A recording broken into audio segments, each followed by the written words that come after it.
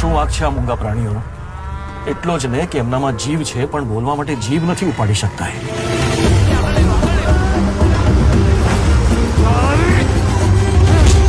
એવું ન કરીએ ને તો ઈ નરાધમો આપણા માથે ચડી બે. આપણે પ્રાણીઓના નિભાવ માટે શું કરશું? ઓછા છે પણ આપણે શરૂઆત નહીં કરીએ તો બીજાને કેમ કહેવાશે? ખટ ખટ ખટ ખટ ખટ ખગડાવી ખોલો આતમ દ્વાર.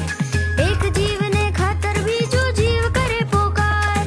ભીતરથી એક સાદ ઉઠ્યો છે બનો મૂક ના બેલી. ભરો કરમની થેલી.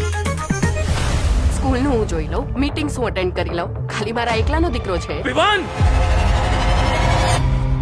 એ રિસ્પોન્સિબિલિટી ને સમયની મોટી મોટી વાતો કરે છે ને કઈ ન થાય.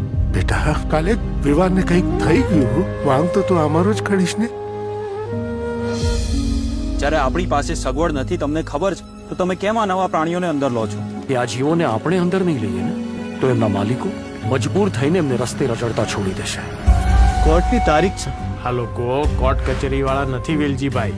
અડધી રાતે ગામમાં ઘૂસીને પ્રાણીઓ ઉપાડી જાય. ઈ પહેલા તો એમને અમારી છાતી ઉપર પગ મૂકીને જવું પડશે.